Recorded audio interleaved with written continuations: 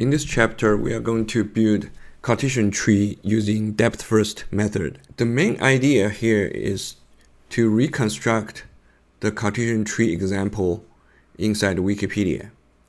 So you have a list of numbers and assume you can compare every pair of the points and all points are distinct. And then you can build a binary tree based on this list of numbers. So one is on top, and if you go through each path, say 139, 137, 158, 10, 15, 18, these numbers always increase. This structure is called a minimum heap. Of course, you can just flip the order and make it maximum heap. To construct inside the Wolfram language, you have two options. One is to use this tree function. It's quite flexible, and the good thing about this function is it handles generic type of trees. So you see you can have more than two children. And the output itself, if you have notebook front end running, it just visualizes the tree automatically for you. And you have tons of options to play with it. The other one is called binary tree.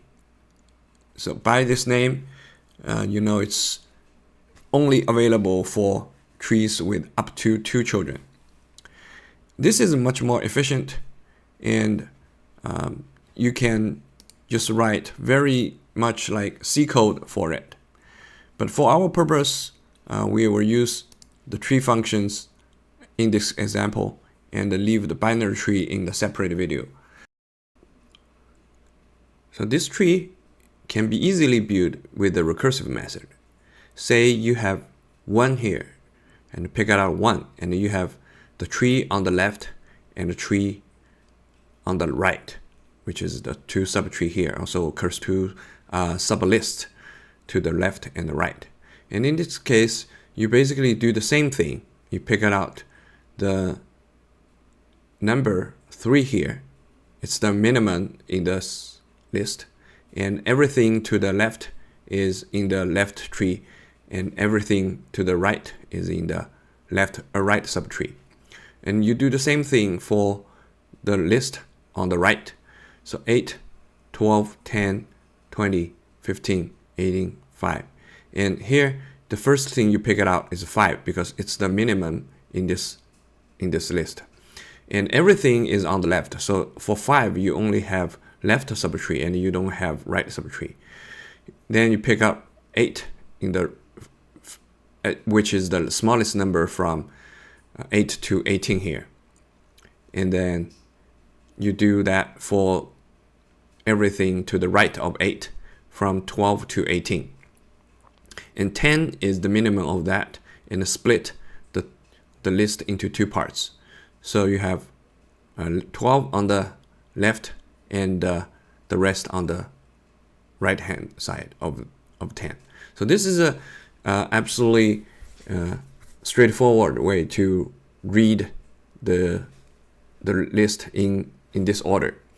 And in this way, this binary tree has the property that it reconstructs the list above with in order scheme. So the first thing you check is the left. So you go to 1, and it has a left tree. So you go to 3, and 3 has a left tree. So you go through 9 and pick 9 as the first one. And then in this subtree, it's in order. So it's left first, center next, and the right. Because this one does not have any subtrees between that. So you basically complete everything on the left hand side. So this is can be created inside Wolfram language using this idea for construction. So let's take a look at the actual code. The first thing, we have the input, which is exactly same thing as 9, 3, 7, 1, 8, 12, 10, 20, 15, 18, 5. It's the same thing here. Okay, we can store that in the input. Define it, create DFS, and clear it. So in case we need to debug a couple times. And this function basically should call itself. And the input is L. Use this list as input. And we will recursively call this function as we choose the sublist. Just using module. So in case we need some internal variables.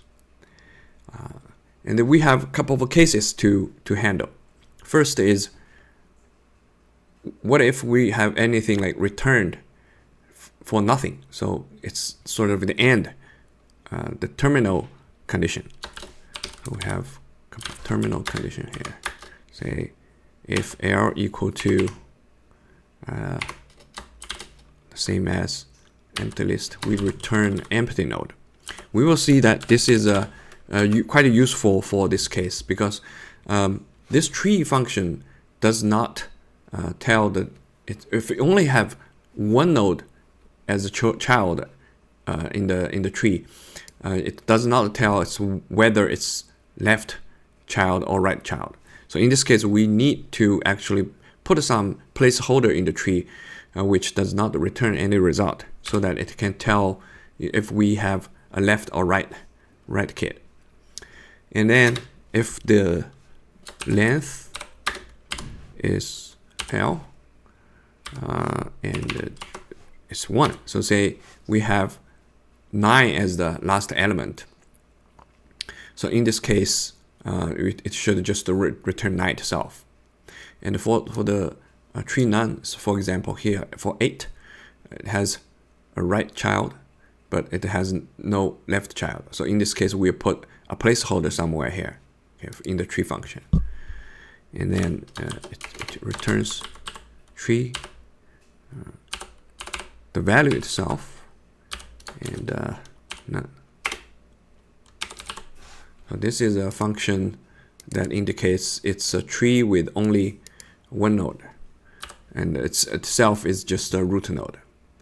And for other cases, we should build the DFS here with so every time we split this list, and we want to know the position of the smallest number here. So if assume everything is distinct, we use, say, position smallest function. Say we have input. It returns a list. So if we just want 4 as a number, we put a 1 here. So it's the first element in the list. So we basically do the same thing for this function.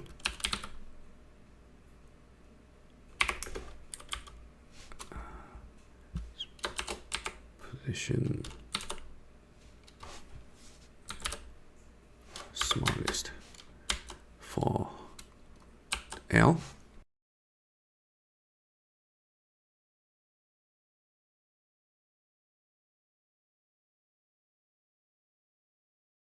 Then we need 2 leaves, and so one of them is the DFS taking the left hand side.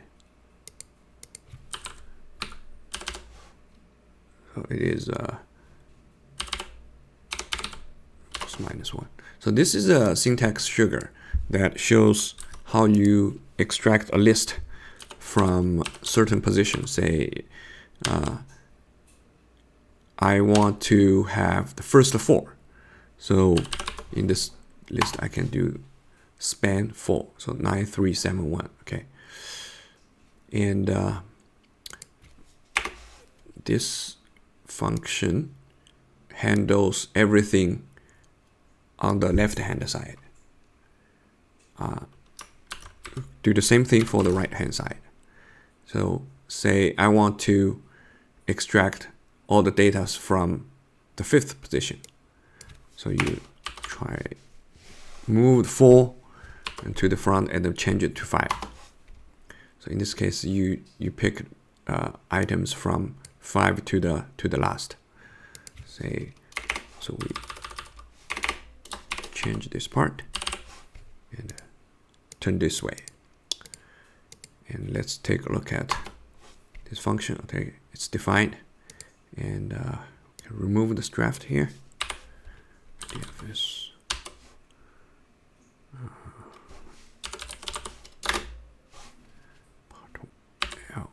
The root of each subtree is the minimum value of everything inside the sublist. So, pause.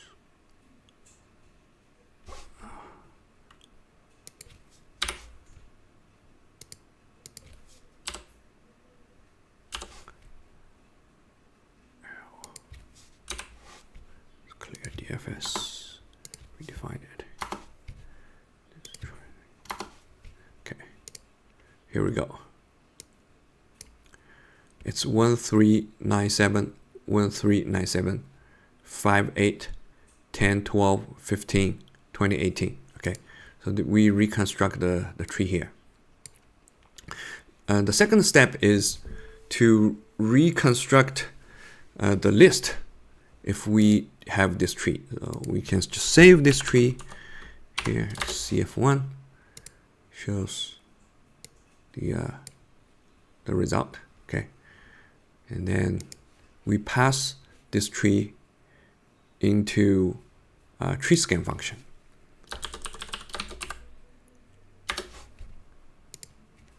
Say we have this tree function. So every time we have a tree, we can use either tree map or tree scan to visit or traverse the tree in a defined order. So in this case, I think default is pre-order, and in our case, we have to do a in order scan. So basically, we use a function here in tree and add an option to specify the order of transition of transversing. So we have tree scan array that stores the result. So we try a dynamic array. Create the data structure. What we can do here is just make storage. So this one will be the list that stores everything. And every time we scan a value, and we should store it inside the dynamic array. But we should skip such storage if we have these empty nodes. Okay.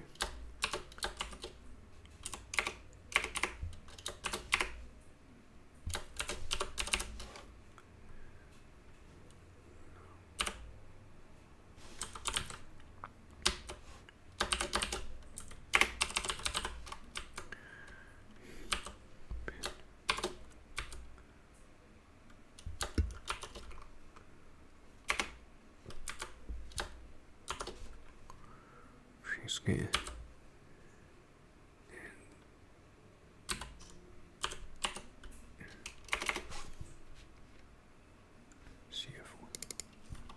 C tree, Cartesian tree one, CT1.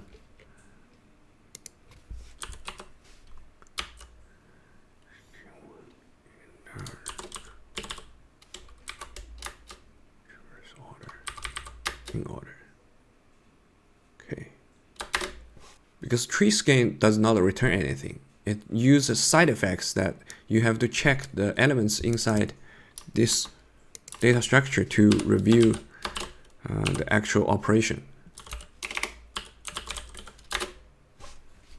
93718, 93718, 12, 10, 20, 15, 18, 5. Okay, so this is exactly the same thing. So this algorithm is correct. We reconstruct the list from the tree.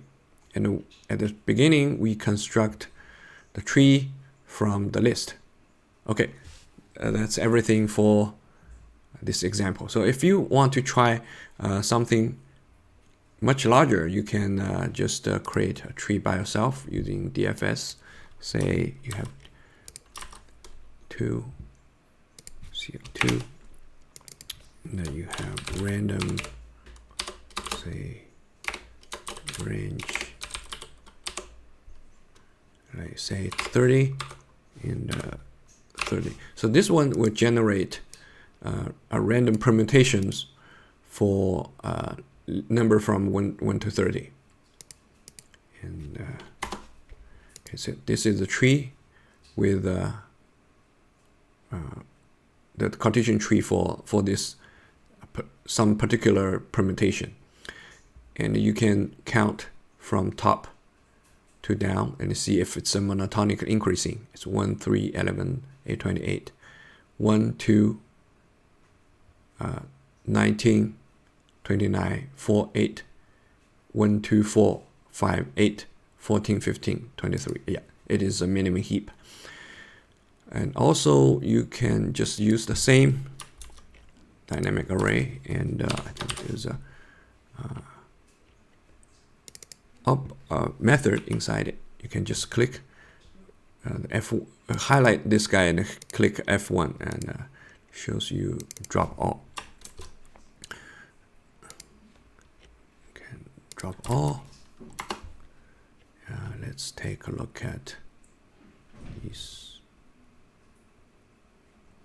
guy. And we can double check UIA.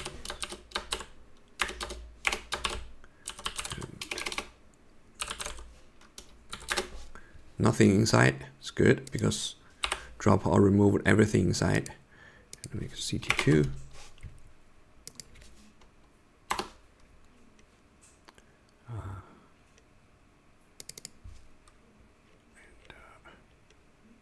DY.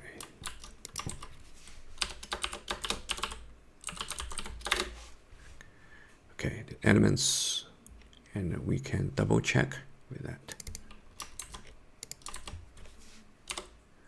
DFS.